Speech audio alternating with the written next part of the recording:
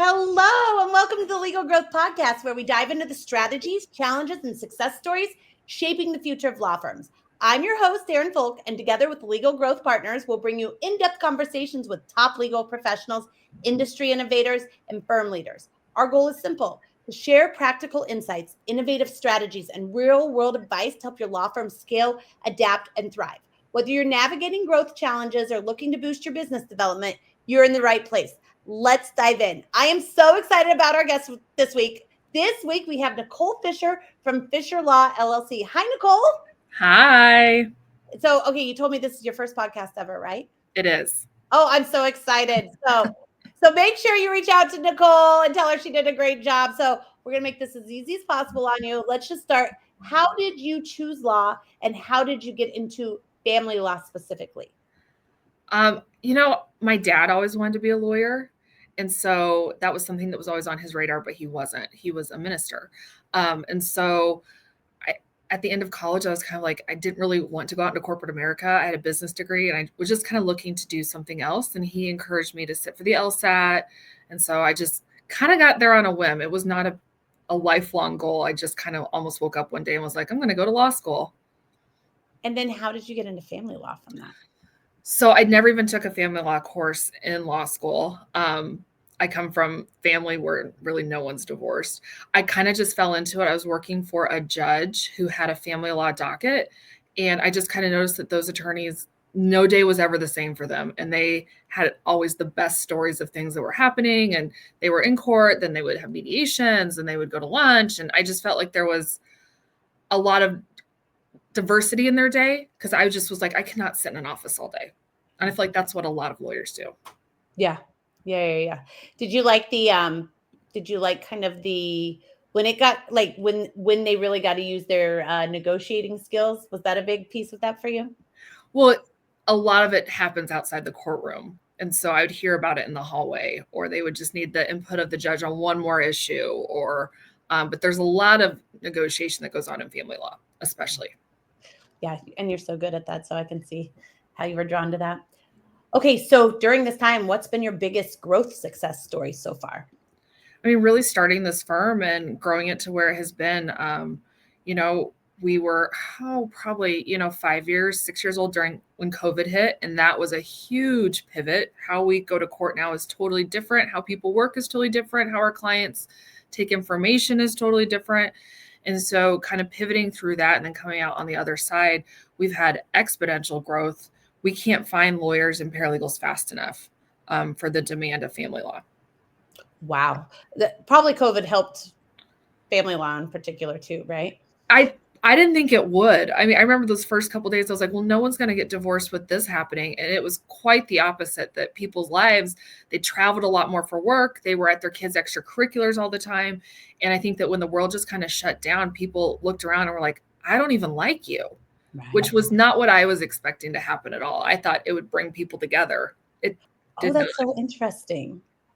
Yeah, I thought like we're in unprecedented times. Like it did not. It did not. Almost everyone I know. And then if you had to homeschool your kid on top of it, it just wasn't going well. Right.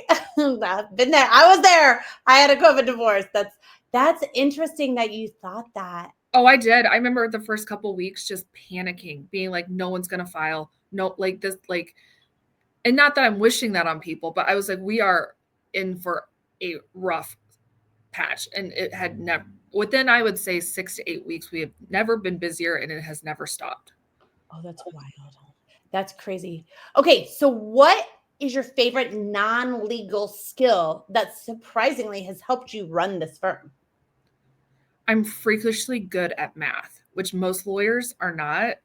I love numbers, which again, most lawyers do not. And so that's where I kind of do more of the property cases with spreadsheets and different things. I like to look at bank statements and weird things like that. I find it fascinating how people spend money and how they make the choices they do, which most lawyers do not like doing that at all. So like if you talk to my law partner, she's always like, no, thank you. Like I like to look at tax code issues and weird things. Did you ever think about like the accounting side? I thought I was going to go to law school and become like a corporate lawyer or like a a business lawyer or something, but then I realized they sit in their office all day long. I mean, I like to do this for an hour or two, but I could not do this for 8 hours. Right. 5 You're days too a week. extroverted for it. No. Sure.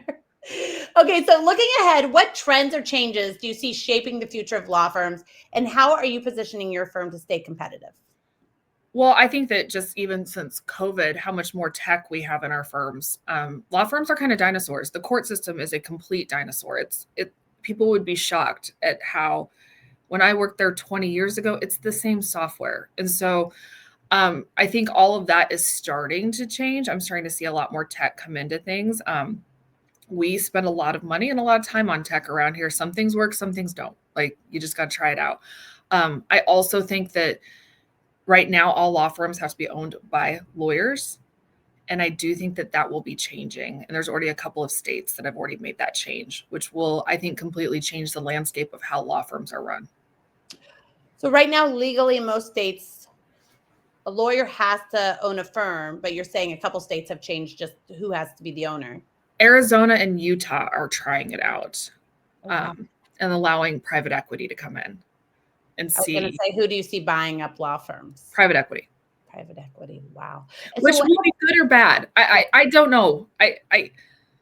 I've seen how private equity has changed other industries. Some are good, some are bad. Yeah. We'll see. That's interesting. Arizona, do you have friends that are practicing law in Arizona and Utah right now? Mm-hmm. What are their kind of thoughts on that? It's so early. Unfortunately, I think it's going to be a barrier for entry for lawyers to own their own law firms, which I think is an interesting. So we have ethical obligations and things that in some of the business world, like they don't understand, like we don't have non-competes. You can always have your lawyer. So I don't know. It's going to be interesting because it will probably change the landscape and I'm not sure it'll be good or bad. Yeah, that is interesting. Okay. So if you were to meet somebody that was thinking about going to law school or in law school, what's the advice you would give them as getting into like starting out in law? I would tell them to clerk for a judge if you want to do any type of litigation. I did it for 2 years. It was the best thing I did at the beginning of my career because it honestly made me see what people's day-to-day look like, which I don't think they really tell you in law school or even make you think about like, yeah, you're gonna have this law degree and you can be a lawyer, but like, what does your day-to-day look like? And does that work for your personality? So I think definitely clerking as many places as you can while you are in law school, internships, but really working for a judge, especially if you want to do litigation afterwards, I think is so important because, yeah, I mean, no one told me that 2 hours of my day every day would be an email.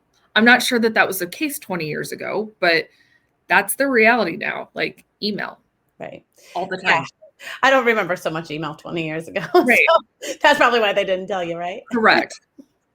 Amazing. Well, this has been awesome. That's really interesting. I feel like I'm going to dive in more about this private equity space that you're talking about after that. So I really appreciate you bringing that up, Nicole. Thank you so much for joining us on the Legal Growth Podcast presented by Legal Growth Partners. If you enjoyed today's episode, subscribe, drop us a review, and share it with your colleagues because great insights are even better when shared. For more tips and tools to help grow your practice, visit legalgrowthpartners.com. Until next time, keep innovating, keep growing, and keep smiling. Thank you so much for coming on, Nicole. Thank you. Good to see you.